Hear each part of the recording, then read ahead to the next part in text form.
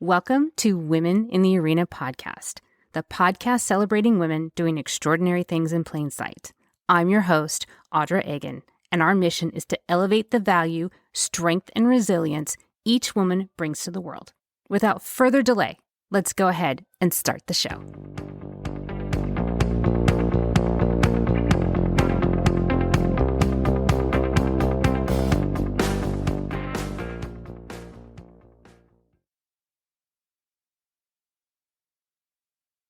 Welcome in, everyone. This is Audra Egan, your host of Women in the Arena podcast. Before we get started today, I wanted to share something with you that I think is really exciting and pretty wonderful. You all have been creating a community. I have audience members that are reaching out to guests. I have audience members that are reaching out to me, and you're all saying that this is a movement that you can get behind. And I want to say, first of all, thank you, because this was my vision for this podcast, because I wanted it to be something more and something greater than just a show. I wanted you all to see your true value and what you bring to the world. I wanted you to have the ability to recognize that value in others. And then once you realized that we are way more similar than we are different, then we can change the world. And I want to change it for the better. I want to change it for ourselves, and I want to change it for our daughters. And for my male audience, I want to say thank you. Thank you for your encouragement. Thank you for your positivity. And thank you for lifting us all up, because we truly appreciate it. We once again have an amazing guest, and I can't wait for you to meet her. Let's start the show.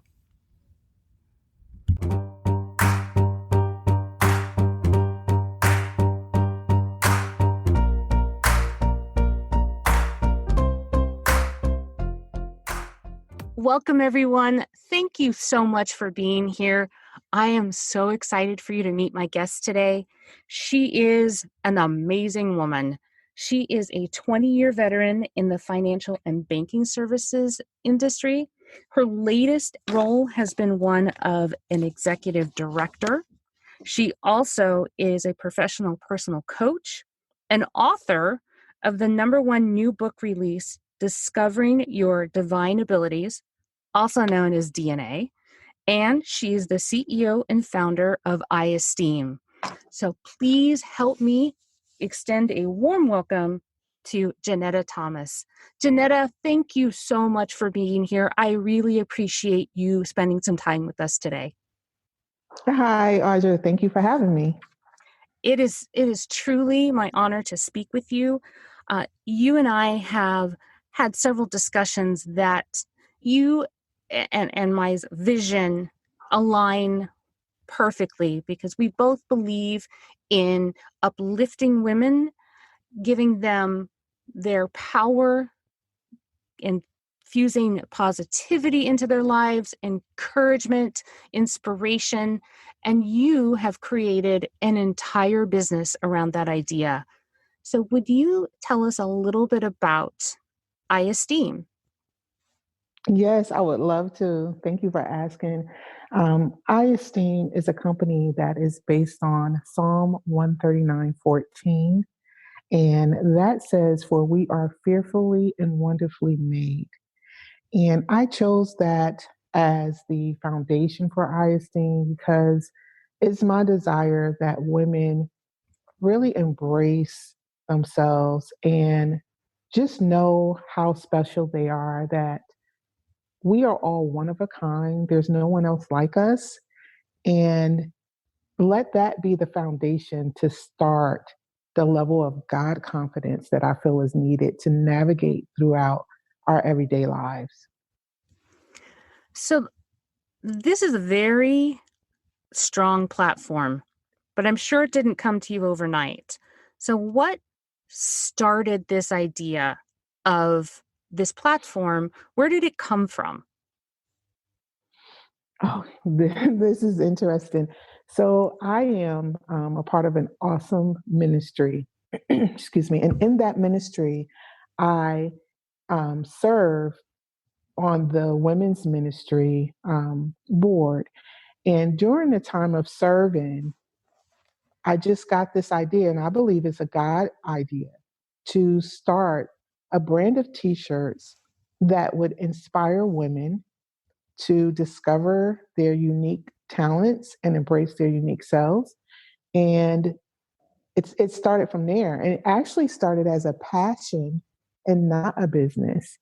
But of course, once I started sharing my passion with other people, especially my husband, they started pushing me to make the passion a reality, and then it grew into a business. So how did that happen? I know that you got lots of encouragement.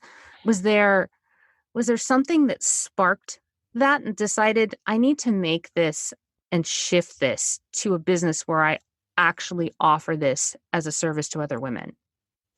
Yes, and so it happened in a couple of stages. The first stage of it was, I guess it was always going to be a business, but more of a side business. And I started by looking at some of the YouTube videos that my husband sent me because even though I had this idea, I never knew what it would take to start a t shirt company. So my husband would send me different YouTube videos. I started looking at YouTube videos and got excited. And once I got excited, I spent an entire weekend putting the videos to work. I created a store, a Shopify platform, and started working with a designer on my shirts all within an entire weekend. I finally got my website launched, the first iteration of it. And about 2 months afterwards, I found out that my assignment as an executive director was ending.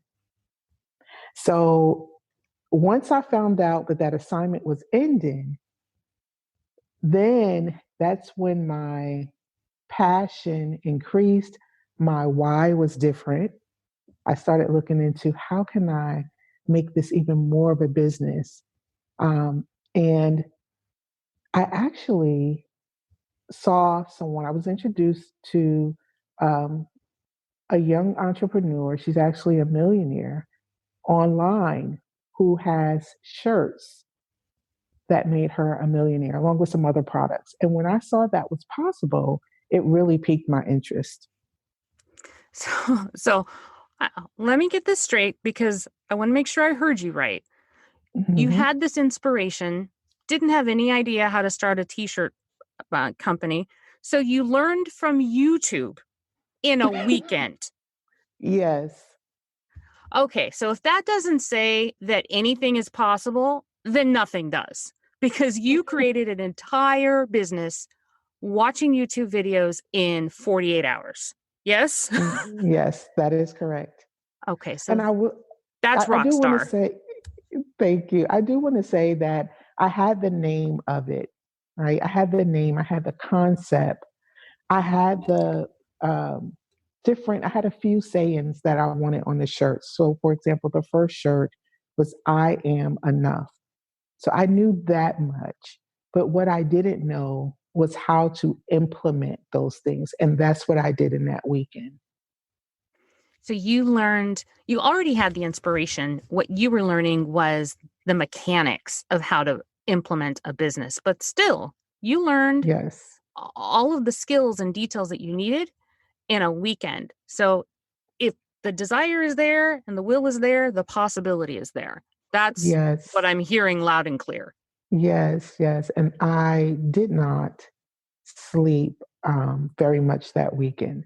So I want to say I worked until 3 or 4 in the morning. I took a couple of hours sleep. I woke back up and I started again.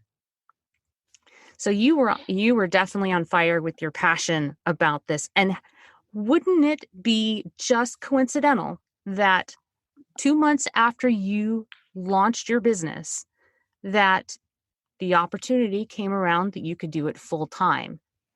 And you know, things happen for a reason, and you had gotten the Right. inspiration to start this, and then it was ready when your corporate job came around and said, your position's been eliminated or however it happened.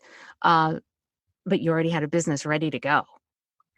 I did. And it's interesting because, by the way, I am working in corporate today.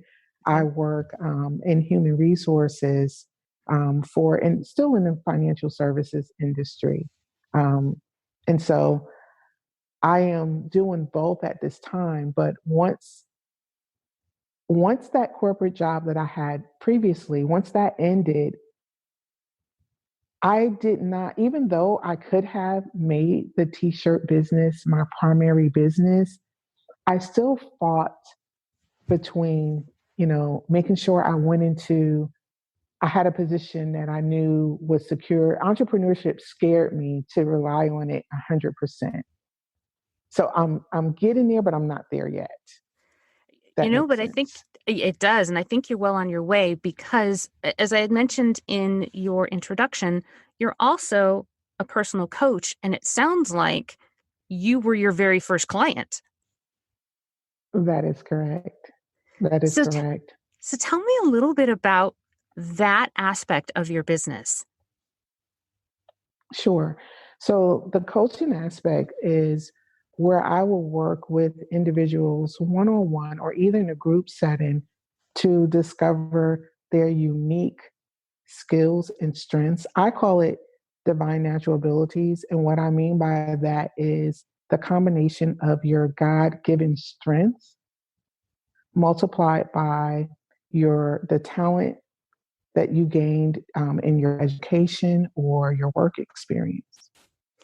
S- And oh, I'm sorry, go ahead. That's okay. So tell me a little bit more about that. That is really fascinating to me that you're helping these women match their natural abilities with their expertise Right, and education to lift them up to their absolute pivotal point where they can either change their lives, make their lives go in a further trajectory.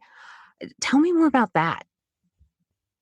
sure. So, for example, one person that I've worked with, she is in a job that she's in an office setting, and we had the conversation. I don't know what I want to do once I retire.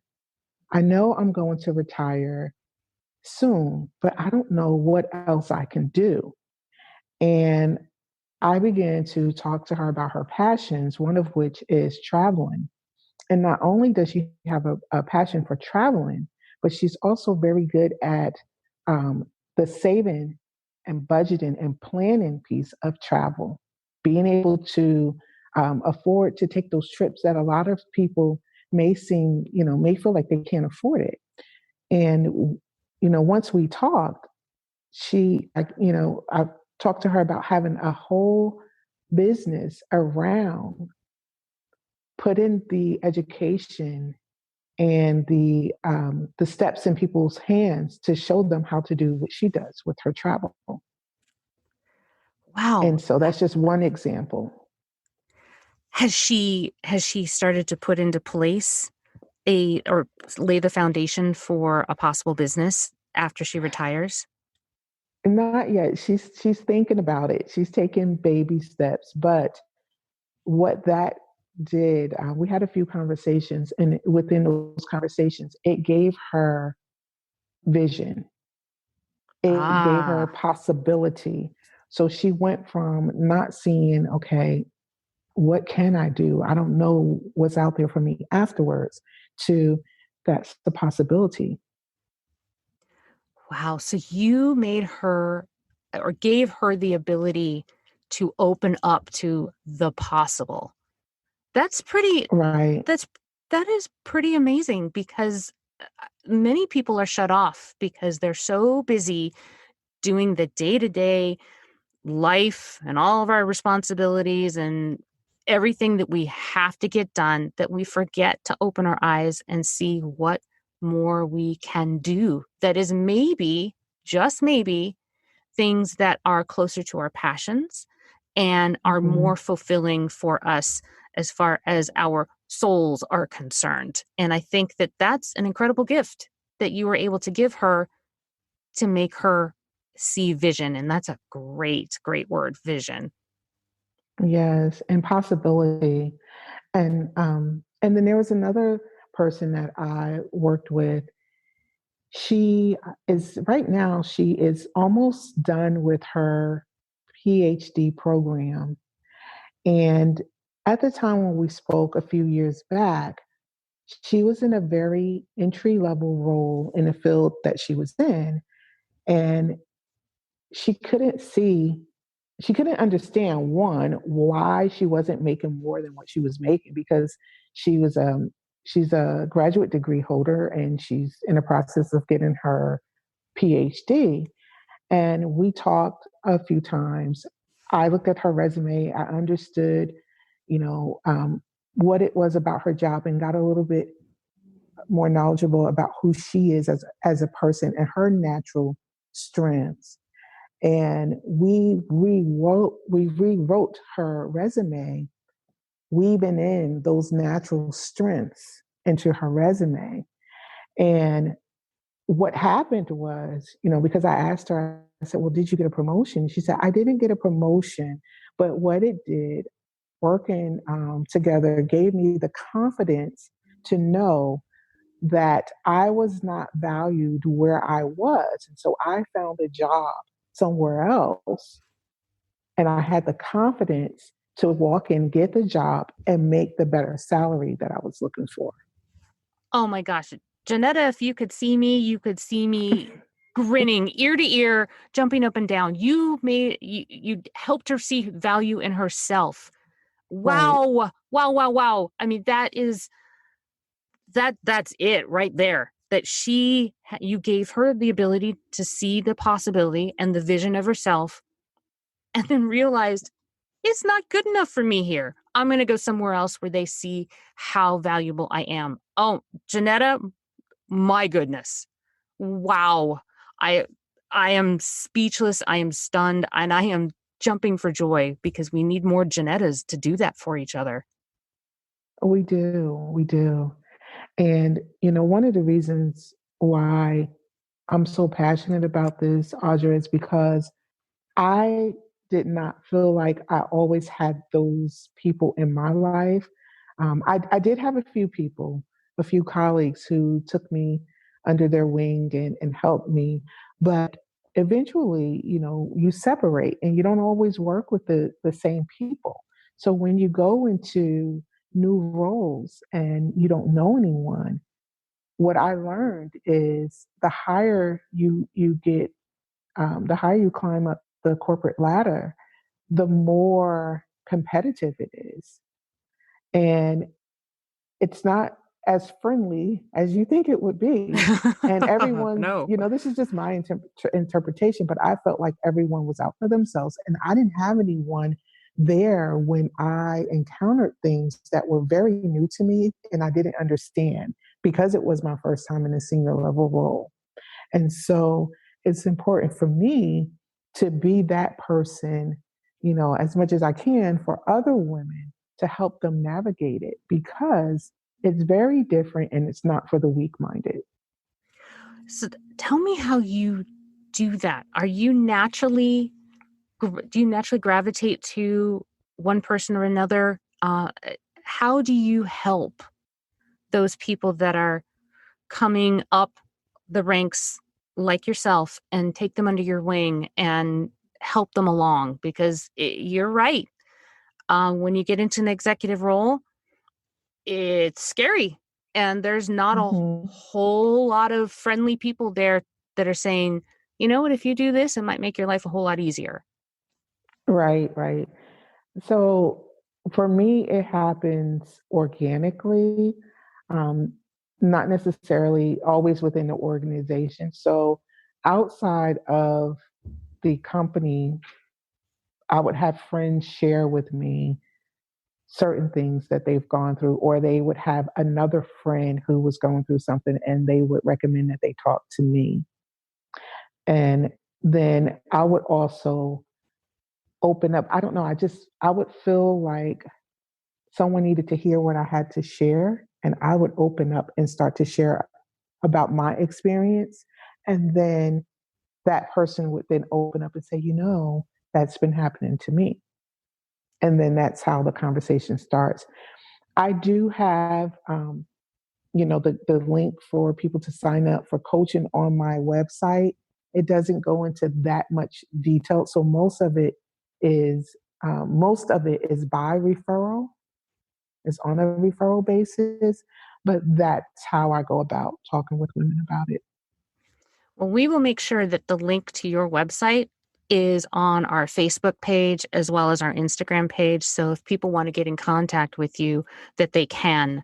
Um, but what's been striking to me is that you've had a lot of success with this, and people are coming to you because you said something that I went, this is why she's successful. It's because you're making yourself vulnerable and authentic, and people are drawn to that, and it makes them feel safe to be also vulnerable and authentic. And I think that's where growth comes from.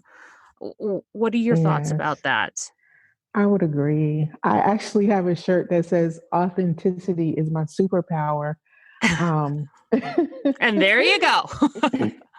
yeah, I would agree with that. And the reason why is because I don't know any other way to be. And so when I am around someone who isn't authentic, I can tell, right? And it makes me a little uneasy because it's like, okay, I can tell that this person is not as open. So it then I tend to go into a shell because if I can't be authentic, which is who I am at the core, then I'm awkward because I feel like I have to be someone else. Now that makes sense, and it actually leads me to a question that I've been wanting to ask. You have given us examples of your successes. Can you give us Hmm. some examples of some times where you had learning opportunities? Because I don't like to refer to them as failures because I don't believe in failures. The only failure that I believe in is doing nothing. So Oh yes. if you're putting power and action behind something and you don't quite make the mark, that is okay because then you can assess, reevaluate, adjust, and try it again. That's a learning experience, not a failure in my mind. So what Yes. what what are some of the learning opportunities that you've had through these processes? Oh my gosh, so many. One that I can think of is um, going into a new situation, so into a new role or new position at work, and doing the same things that I did in a previous role and expecting to get the same success results. It doesn't work that way. And so I had to learn, when I felt myself struggling, that this is not the other role. And so now you need to take a minute and look at the culture, understand what your goals are, understand what's going on around you. And then, most importantly, be very aware. I had to be very aware of my opportunities and my triggers because anytime you get into a situation where, that's intimidating, the things that trigger you and set you up for where you feel less confident can also ruin you. And that almost happened to me. And so that's one of the lessons that I had to learn. And I still have to remind myself because what I found myself doing in some situations was playing the victim. Like, this is not fair. Why is this happening?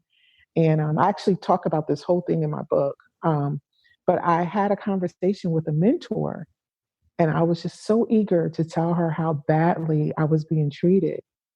And she didn't even blink an eye. She said, you're focusing on the wrong things. So a big lesson is to be sure that you're focusing on your goals, your purpose, the direction that you're going, and not so much on everything else that you think is happening to you because you want to play the victim. It's almost like when you feel like it's almost like being a sore loser. It's like you're used to winning, but now you don't feel like you're winning. So you're like, hey, it's her fault.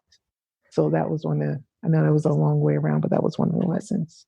No, that actually struck a chord with me because let's face it, it's it's not easy being female in this world. It's definitely Right. not it's definitely not easy being female in corporate America. And what you said resonated with me because there have been times because I I have to work twice, three times as hard sometimes to get recognition over my male Hmm. counterparts. And there have been times that I have felt myself being, oh, I'm the victim again because I'm the female.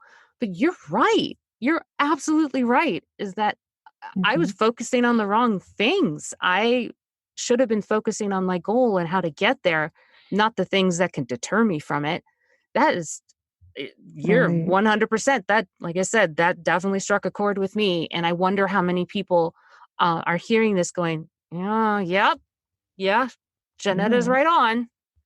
It's So, true because no one cares about your feelings and what's fair and not fair. And I mean, to a certain extent, you work for a corporation and they say, if you're being treated unfairly, if this happens to you, make sure you speak up. But at the core, when you think about it, the executives, they want to know one thing. Your seniors and the leaders in your organizations, they want to know, what are your goals? Are you hitting it? Are you hitting your goals? What do the numbers say? Where are we? yeah. What are your accomplishments? That's what they want to know. And pretty much anything other than that is, okay, why are we talking about this? Unless it's something that's really, really, really serious, but your feelings Right. getting hurt is not as important. And I mean, it's a cyclical thing because even today, I have to remind myself of that. It's not always perfect. So, how would you recommend or how would you guide women that are striving to be their best in whatever role that happens to be? If that happens to be in corporate America, maybe they're in education, whatever. They're striving to be their best. They want to bring their full, authentic, vulnerable selves, but they don't want to play the victim. How do you guide women to do that? Whew, um, I know that was a big question. I, I But would but an say, important one because that was a thing that just came immediately to my mind as you were speaking. okay. So the first thing I would say is understand, I'll go back to know, what are your goals? Every position has a goal, right? Every department, there are goals that are set. What are your goals? How are they measured? And then what is the biggest problem that the business is facing that you're a part of? That's the first side of it, looking outside. Then I would say, look inward. What are your strengths? What is the thing that people always tell you that you're great at? And you're like, what? It's nothing. I can do that in my sleep. Know what that is and lock it in so you can capitalize on it when it comes to the biggest problem that the company is facing. Then know what your opportunities are and don't be afraid to take advantage of people who have your opportunities as their strengths. The other thing is know your triggers because when you're in an environment where you're trying to get to the top, you're trying to be recognized and you're not, you're already sensitive emotionally. And if you don't recognize your triggers and be aware of your emotions and the emotions of others and how your behavior and the behaviors of others interact, then you can sabotage yourself. So that's what I would say. That was pretty darn good advice, as a matter of fact. I was writing things down because you were giving us exact step by steps on how to reach your goal by being Hmm. yourself, but also Hmm. being reasonable with what are things that you can't control, and the things that you can control within them. Uh, Right. And be careful with who you share with. oh yes. Yes, that is a lesson I think that we've all learned the hard way, and usually not really fun. I'm sure there's lots and lots of stories about that. Right. Um, eh, Back to I esteem, because I know that this is very passionate for you. Ultimately, what is your absolute final vision for I esteem? What do you would aspire it to be? I esteem to be a movement where women of all colors and social backgrounds walk and exude in confidence, but they inspire other women to do the same. They're like, come on, you can do this. I esteem to be more than just a t shirt brand. So people purchase the shirts because they want the experience, they want to be part of the movement. I would also like I esteem to be a partnership somehow with another nonprofit or another, just someone that's helping women to maybe donate some of our proceeds or something like that. That's where I see I esteem going in the future. So there may be some people listening saying, maybe I have a nonprofit that I'd like to partner with. How would Mhm. they get in contact with you? Was your website the best way to do that? Yes, there is. So let me give you my website. It is iesteem.com. On iesteem.com, there is a contact us selection on that website, and you can just go ahead and put in the note. Or if you want to schedule a 15-minute consultation with me, you can book an appointment and do that as well. Janetta, you have shared so many pearls of wisdom today, and even in our short conversation. Before I get to the fun three questions that I ask everybody, what would be your final thoughts or your final message to the audience? Let's see. My final message is this: we all face times where, as women, and maybe, men as well, where we look at others and we may feel like we want to compete or competitive. But just remember that you were born with the status of a winner. Winning is your starting place because there is no one else in the world like you. So that would be it. That's pretty big, Janetta. That is pretty darn big. I'm writing things down, and some of these things are definitely going to be sticky notes on my computer so I can read every day. So comes to that point of our conversation that I ask everybody the same three questions, and the responses that I have gotten are fascinating and varied, and I'm always intrigued as to what everybody's answers are going to be. So are you ready?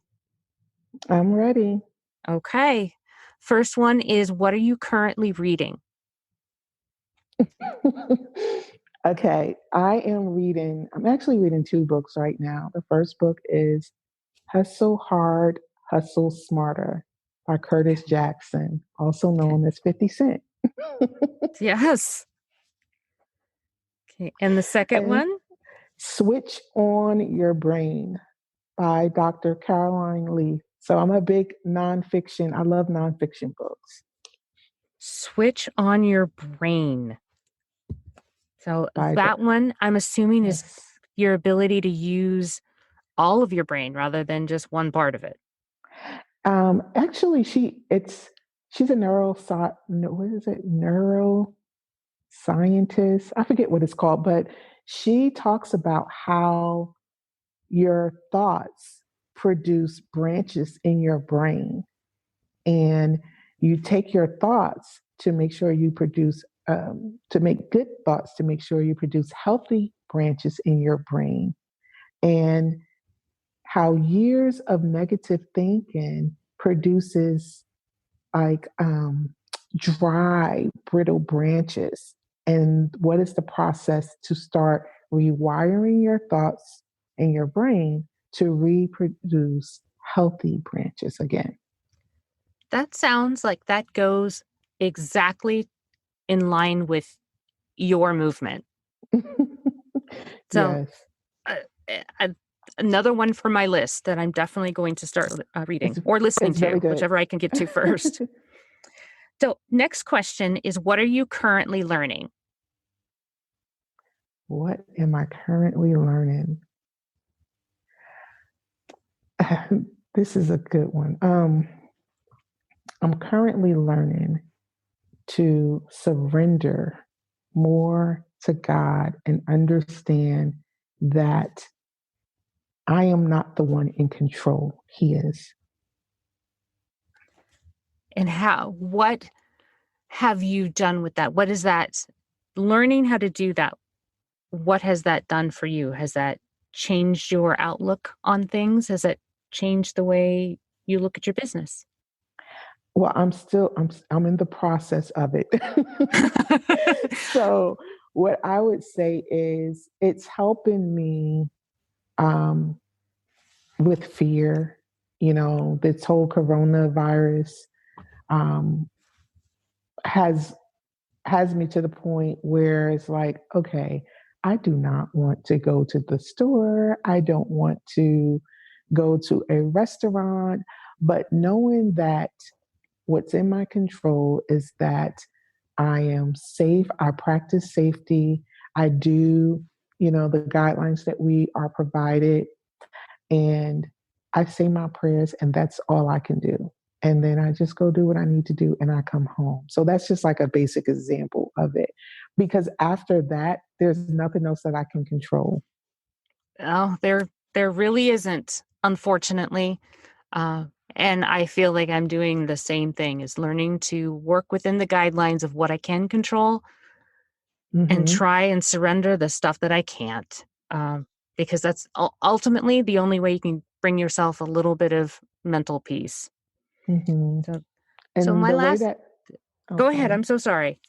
And the way that looks in my business is that, you know, being surrounded with a lot of other entrepreneurs, it's easy to look at what the next person is doing and get in, and say, oh, that's the new thing. I want to do that too.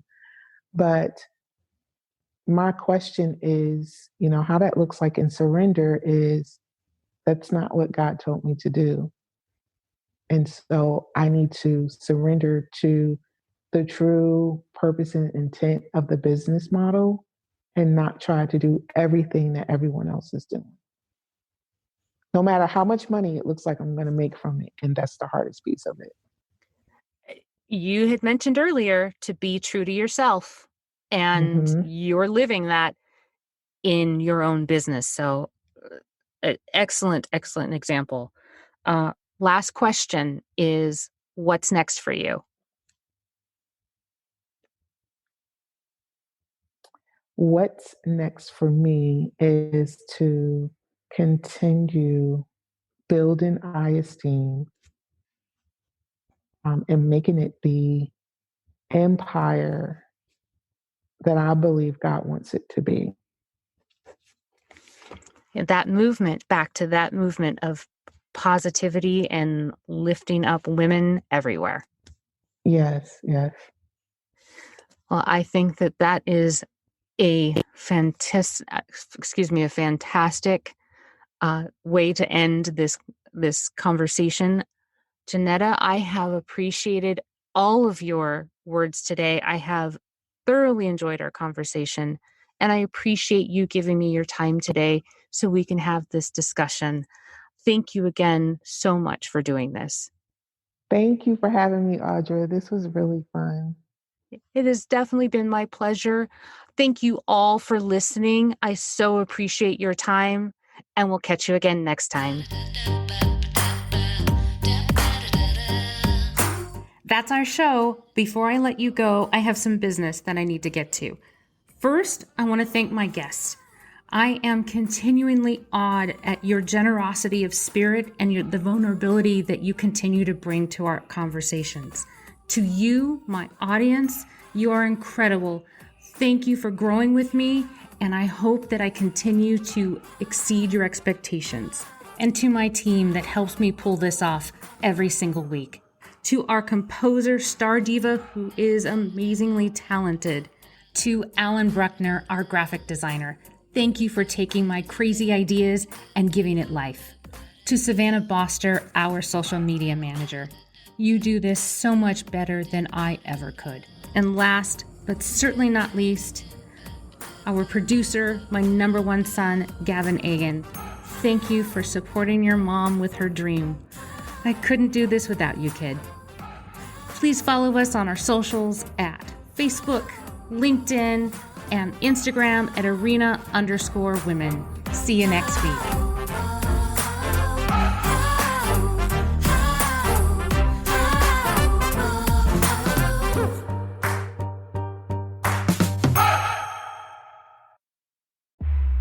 This is just the beginning.